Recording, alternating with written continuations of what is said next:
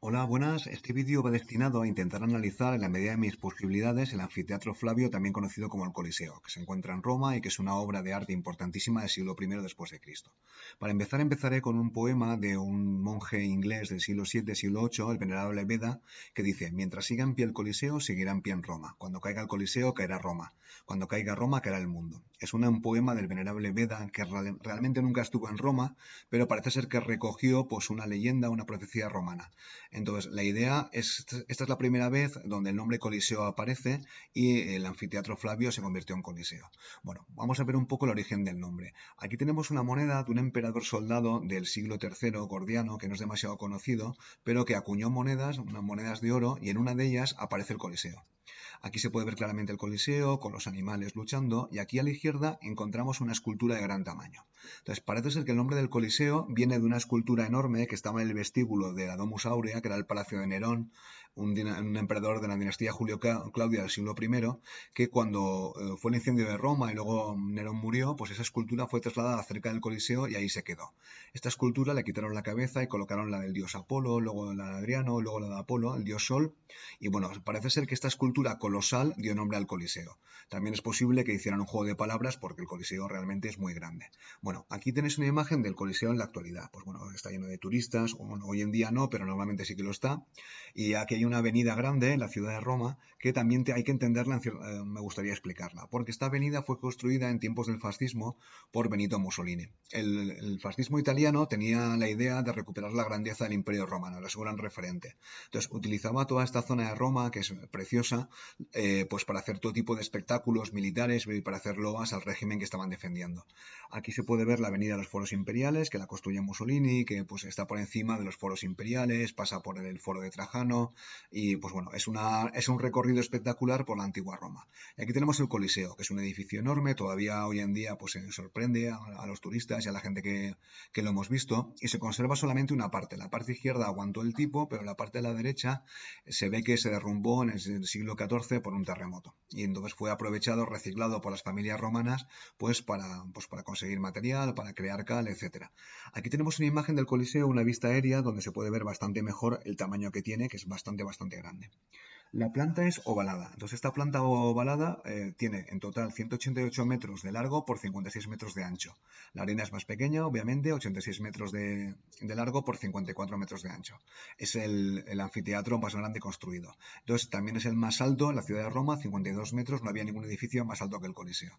Esta imagen nos permite ver el tamaño. Aquí está la avenida de los Foros Imperiales, que os he comentado. Espero haberlo dicho bien. Allá a derecha e izquierda, pues están pues, los Foros Imperiales. Y aquí a la derecha está lo que se llama la Ludus Magna, que es una especie de coliseo en pequeño, que era el lugar donde vivían los gladiadores, residían allí y allí es donde entrenaban. Como podéis ver, pues hay casas, ¿no? No está excavada del todo, pero se ha calculado que tenía un aforo de unas 3.000 personas y probablemente pues había gente de Roma que iría a ver los entrenamientos y bueno, a ver otro tipo de espectáculos.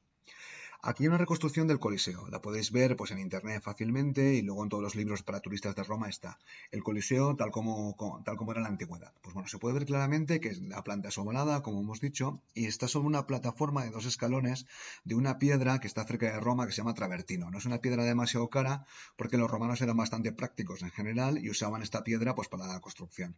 Es una plataforma o base de 2 escalones y luego se ve que alrededor también una especie de pavimento de acera también de travertino.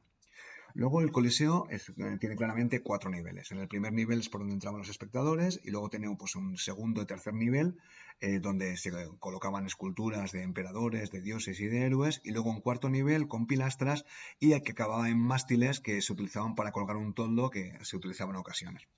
Entonces, en cuanto a la construcción, el Coliseo, el anfiteatro Flavio, sigue el modelo básicamente clásico. Y luego además sigue un modelo modular que responde muy bien a los esquemas prácticos y pragmáticos de los romanos. Cogeré uno y se ve claramente cómo construido, cómo se está articulado este sistema modular. En todos los módulos se puede ver 2 columnas, aquí hay una y aquí hay otra, que se encuentran sobre un podio. Estas columnas son exentas y enmarcan un arco de medio punto sobre un orden menor. Y luego, debajo de este arco de medio punto y entre las columnas exentas, estaba la escultura de un héroe, de un emperador, de una diosa. Entonces, este esquema modular, si os fijáis, se repite por todo el Coliseo y permite construir, que fuera construido bastante rápidamente y además este sistema modular llamaría la atención de un arquitecto del Renacimiento llamado Battista Alberti que lo utilizaría en todas sus obras. Lo único que cambia es en el cuarto nivel, en el cuarto piso, donde en vez de columnas exentas tenemos pilastras, que también siguen el orden corintio.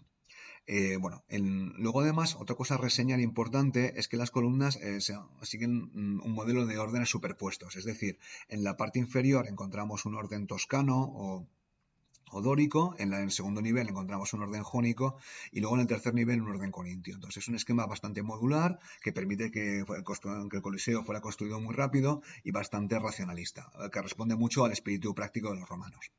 Aquí tenemos una imagen del Coliseo con el toldo puesto. Este toldo era colocado por los marineros de la flota romana se encontraba en Ostia, entonces estos marineros tenían unas barracas cerca del Coliseo y cuando hacía falta colocar el toldo, el velarium, también lo he visto por ahí como velum, pues lo colocaban.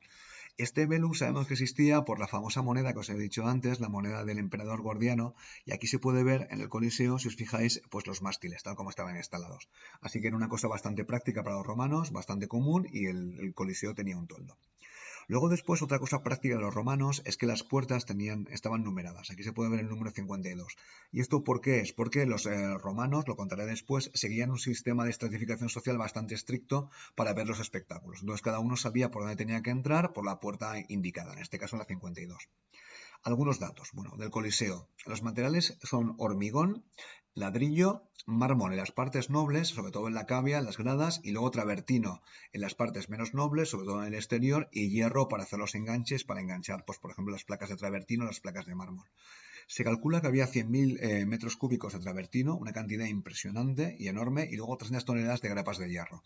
El travertino sí que se conserva bastante, pero las toneladas de hierro obviamente han desaparecido o se conservan muy pocas porque fue reciclado por los romanos, ya que el hierro es un material muy valioso. Luego, el Coliseo está sostenido por pilares y las cubiertas de travertino, y luego en el exterior hay 80 arcadas. Luego, la capacidad son 50.000, 70.000 espectadores. Hay debate sobre cuántos cabían, supongo que apretados más y no apretados menos. Y luego al menos había 56 gradas, que han desaparecido, entonces se calcula que había 56. En cuanto al interior, obviamente la planta es ovalada y entonces se accedía por un ambulacro, una especie de ambulatorio que daba la vuelta al Coliseo por dentro, donde había una bóveda de cañón, claramente. Aquí se observan los pilares, que el material es travertino, y luego después aquí hay unas muescas, está como dañado o herido, entonces probablemente ya habría grapas de bronce que enganchaban otras placas. Pero bueno, no estamos seguros, o quizás sean producto del paso del tiempo. Y aquí está la arena, que es la parte interior. La gente cuando entra pues se decepciona un poco, ya que el Coliseo no se conserva casi nada. Entonces la arena, si se observa un poco con detenimiento, pues podemos darnos detalles de cómo eran los espectáculos. Entonces aquí se puede observar que las gradas estaban aquí, las 56 gradas, que se conserva muy poquito de ellas. Aquí estaba la arena donde combatían los gladiadores y aquí abajo había una especie de almacenes, hipogeo, que miden 6 metros de profundidad, o sea, eran bastante grandes, donde se almacenaba todo tipo de materiales para los espectáculos. Que hubieran estos almacenes indica que los espectáculos del Coliseo estaban muy elaborados y tenían mucho trabajo. Aquí hay una reconstrucción pues, de la arena de tal como era. Entonces se pueden ver aquí las gradas, estos puertas que están por aquí son los vomitoria, las puertas de entrada, donde los espectadores entraban por el lugar que les tocaba y se sentaban en su asiento asignado. La arena era de madera, y sobre la arena pues estaba pues los almacenes, el hipogeo que hemos comentado de 6 metros de profundidad, que tenían forma elíptica. Entonces esta arena de madera era muy conveniente porque se podía manipular, articular y hacer trampillas de todo tipo, con lo cual cada espectáculo podía ser diferente. Aquí se puede ver en la parte inferior la zona noble donde se sentaba el emperador y la zona donde el público con más dinero o con más prestigio podía atender a los espectáculos en primera fila. Y bueno, en la parte de arriba se sentaba pues el público pues menos digno o en los últimos en el escalafón social, pues por ejemplo los plebeyos, las mujeres, etcétera. La única excepción con las mujeres era para las vestales, que tenían permiso para sentarse en primera fila, porque las vestales tenían un prestigio enorme. Estas son las vomitoria, que se sabe más o menos cómo era la entrada, que estaba más decorada, que son galgos, eran puertas con forma de galgos que simulaban la entrada. Bueno, entonces, he hablado de esa estratificación social. Estas leyes fueron creadas por el emperador Augusto en el siglo I después de Cristo. Entonces se distinguía claramente entre esclavo, ciudadano, civil, soldado y laico, sacerdote, senadores, caballeros, la plebe, la edad, el estado civil. Y luego después se han conservado algunos espacios con los nombres que eran para los colegia, que eran una especie de agrupaciones profesionales, de sindicatos, de gremios, que algunos colegia en Roma tenían un sitio específico. Y luego en algunos sitios también había zonas, había nombres, con lo cual indica el nombre de un senador, que esa zona estaba reservada para la familia de un senador. Y como he comentado, las vestales eran una excepción, las vestales se colocaban en primera fila. Bueno, ahora voy a hablar de los espectáculos, de aspectos generales de los espectáculos en Roma, cómo funcionaban. Entonces, los espectáculos se conocen como pan y circo y eran un instrumento de control social, de dominio, un instrumento de relación entre el pueblo, la plebe de Roma y el emperador. Entonces, se supone que el emperador, que era un político, el emperador no, el título no existía, era el primer hombre de Roma, tenía que actuar como un político y tenía que actuar por el bien de los ciudadanos. Así que, pues los emperadores, a través de ellos mismos, sus promotores, repartían comida y organizaban juegos, que eran gratuitos hasta 150 días al año. Bueno, entonces organizaban juegos y espectáculos no solamente en el Coliseo, sino en otros sitios. Por ejemplo, el Circo Máximo, donde se hacían las carreras de aurigas, de carros, estaba muy cerca y era casi tan popular como el Coliseo. Era un instrumento de control social para tener a la plebe contenta, y la población lo esperaba. Con lo cual, la población, si no tenía espectáculos, consideraba que el gobernante pues, no era bueno. Pues Nerón fue famoso por sus espectáculos, etcétera. Los gastos eran inmensos y estaban costeados normalmente no por los romanos, porque si les hubieran subido los impuestos se hubieran cabreado bastante, sino a través del saqueo pues, en las guerras que emprendía el Imperio Romano. Tito, al acabar su campaña contra los judíos, pues se organizó unos espectáculos de 100 días que además inauguraban el Coliseo. Trajano, cuando acabó su campaña contra los dacios en Rumanía, pues organizó unos juegos de 120 días. Estos juegos involucraban a decenas de miles de gladiadores, todo tipo de fieras, etcétera. Además incluían ejecuciones y espectáculos de lucha, de caza de animales, etcétera. Luego después, era un espectáculo que si nos planteamos los de gladiadores no era tan sangriento como aparece en las películas, simplemente porque los gladiadores requerían mucho tiempo entrenarlos, consumían gran cantidad de recursos, pues comían, había que cuidarlos, etcétera, etcétera.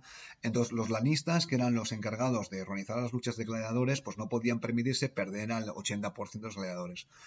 Mary Bird, en su obra sobre Pompeya, ha calculado o comenta que morían más o menos uno de cada seis, que es un porcentaje enorme, pero no eran tan sangrientos como parecían. También se puede hablar de una industria de la lucha, había gente que vivía de eso y entonces necesitaba que el emperador pues convocara juegos porque si no se arruinaba. Bueno, estos espectáculos, ¿qué tipos había y qué tipos podemos suponer que se practicaban en el Coliseo? Había exhibiciones de animales, sobre todo los más apreciados en los animales traídos de África, como elefantes, leones, hienas, ¿no? Y entonces se soltaban por allí y el público los veía. Luchas de gladiadores, que ya las hemos comentado. Ejecuciones de criminales, que podía ser, pues por ejemplo, lanzarlos a las bestias, que era el castigo que se utilizó con los cristianos, la crucifixión o la crematio, que como su nombre indica era quemar a gente. Había vales de agua, cuando se utilizaba, se rellenaba de agua, naumaquia solamente al principio, porque cuando Domiciano construyó el hipogeo, es muy poco probable que se hubieran arriesgado a inundar el Coliseo y a dañarlo. Entonces, al principio, cuando no había hipogeo, cuando no había sótanos, probablemente sí que se llenó de agua, pero luego después no. Luego había espectáculos de luchadores contra bestias, caza de animales, y luego después con el cristianismo, los primeros padres de la Iglesia protestaron muchísimo contra los espectáculos de gladiadores, que decían que el público acababa ebrio de sangre, que era un espectáculo lamentable, y entonces con el cristianismo las carreras de carros tomaron mucho más protagonismo. Y estos espectáculos eran pagados por el emperador o por sus agentes actuando en su nombre. Y luego además había regalos que se repartían, etcétera. Los juegos eran una cosa que el pueblo de Roma esperaba y con razón. Luego después. Ahora bueno, esto es una recreación de un pintor del siglo XIX espectacular, Jacques-Louis Gérôme, que es un pintor brillantísimo, y aquí se puede ver una reconstrucción bastante correcta de cómo eran las luchas. Aquí se pueden ver a las vestales, ¿no?, que están en primera fila, como os he comentado, tenían derecho a estar. Aquí está el palco imperial, era el sitio de honor, donde el emperador podía ver las luchas, y aquí están pues los gladiadores pues pidiendo a la plebe que si tiene que vivir o morir. Maribel comenta que probablemente habría algún pacto con el emperador o con los agentes o con la gente que organizaba los juegos para que no ejecutaran a los gladiadores con demasiada asiduidad, porque si mataban a muchos gladiadores, luego los espectáculos perdían calidad. Entonces, luego al final había unas instalaciones donde los gladiadores heridos se curaban e intentaban recuperarlos.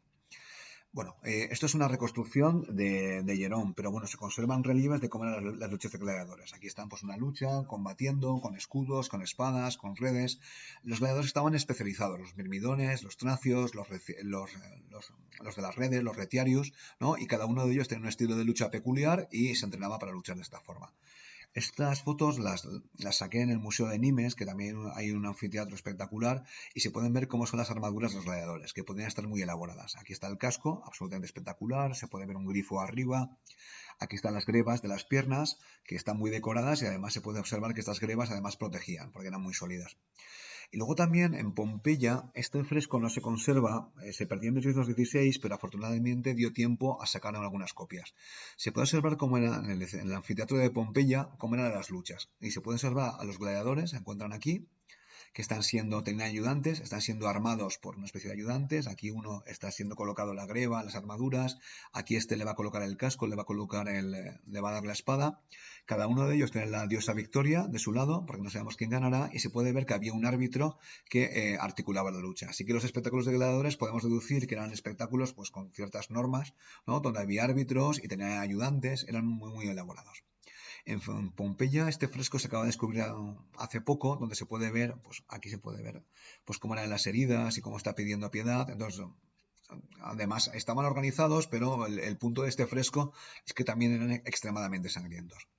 Bueno, aquí esto es otra foto que saqué en el Museo de Nimes, donde se puede ver el instrumento que utilizaban, creo que se habla de memoria, un estrígeno, ¿vale? Para limpiarse la sangre y las vísceras, pues al acabar el combate. Esta escultura, la Poxiómeno, que se encuentra en el Museo Vaticano, se observa a un luchador, un atleta, limpiándose de la arena y la sangre después del combate. Entonces, era todo un proceso en el cual los gladiadores combatían con árbitro y una vez que acababan, pues se limpiaban, se aseaban y, bueno, intentaban recuperarse del combate.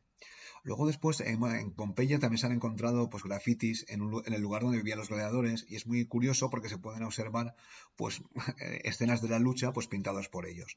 También en estos grafitis pues hay algunas proezas sexuales.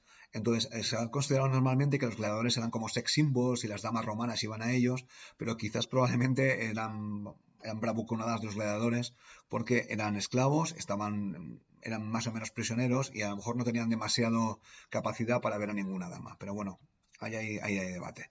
Aquí hay una imagen de la Ludus Magna, una reconstrucción que os la he mostrado antes, que se encuentra aquí, que no se han excavado del todo, y se puede observar que era pues, una especie de mini coliseo que tiene una capacidad para 3.000 espectadores y que seguía más o menos los mismos patrones. Aquí vivían los gladiadores. Se calcula que la cifra de gladiadores en Roma era más o menos unos 1.000, de forma conservadora. Vivían en la Ludus Magnus, que se encuentra aquí, y luego también estaba la Ludus Matutinus, la Ludus Gallicus y la Dacicus. La Ludus Gallicus y la Ludus Dacicus probablemente es porque ahí vivían los gladiadores de la Galia y los gladiadores de Dacia. Bueno, ahora la construcción del Coliseo. He hablado de los espectáculos de gladiadores, ahora hablaré de cómo se construyó el Coliseo. Las luchas de gladiadores son muy antiguas en el mundo romano, pero tenían lugar en los foros. Los ludis fúnebres, se me ha ido un acento ahí. Entonces, normalmente cuando había un funeral importante se organizaban luchas de gladiadores, no sabemos si eran muy sangrientas o poco sangrientas. Entonces, estas luchas de gladiadores tenían lugar en los foros y la gente se sentaba pues, en las escalinatas y veía con los combates. Entonces, en uno de estos foros la planta era ovalada y probablemente el Coliseo toma su planta ovalada por uno de estos foros romanos que tenían esa planta, ¿no? Y como era la costumbre en Roma, a partir de entonces la planta de los coliseos, de los anfiteatros, se hacía ovalada. Entonces, durante la dinastía Julio-Claudia, estos anfiteatros de lucha improvisados en los foros se articulan y se comienzan a construir anfiteatros como los conocemos. El más antiguo es el de Pompeya. Luego, en época de Augusto, un general de Augusto construye uno llamado Statilius Taurus, que era un anfiteatro de pequeño tamaño. Aquí tenemos una reconstrucción que, bueno, tenía cierta capacidad. Y luego Nerón, como que le gustaban muchos espectáculos, como vio que este se quedaba pequeño, construyó uno de madera. Bueno, aquí entra un poco la historia porque en el año 64 después de Cristo hubo un incendio pavoroso en Roma, según la leyenda, pues fue creado por Nerón para tocar la lira, luego Nerón acusó a los cristianos, un incendio pavoroso y estos dos teatros, el de Statilius Taurus y el de madera, se quemaron. Así que en el año 70 era urgente construir uno nuevo. Entonces, el año 68 fue el año de los 4 emperadores, hubo una guerra civil, y en el año 70 el anfiteatro Flavio, la dinastía Flavia pues ya había hecho con el poder y había tomado el lugar de Nerón. Entonces, el proyecto se realiza en terreno imperial. En teoría, ese terreno era propiedad de la familia imperial de los Flavios, que es la dinastía de este momento, pero se financió como botín de guerra. Esto se llama una construcción manuvial. Era una costumbre de la República y si era un botín de guerra significaba que era un regalo al pueblo romano. Con lo cual, los Flavios, de forma muy inteligente, de forma muy política, Vespasiano, construyeron el Coliseo, el anfiteatro, como un regalo al pueblo romano. Era una forma de consolidar su poder porque acababan de llegar al poder y tampoco estaban muy seguros de que lo fueran a conservar.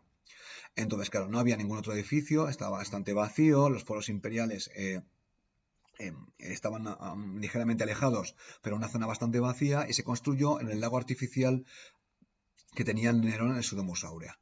Entonces, se construye a partir del año 70, lo empieza el Vespasiano, lo concluye Tito, y cuando murió Vespasiano, Tito en el 79 ya tenía los 3 pisos. Se construyó de forma rapidísima, porque había muchos fondos, porque Tito había ganado una campaña contra los judíos, tenía muchísimo dinero y el emperador estaba interesado en que se acabara cuanto antes.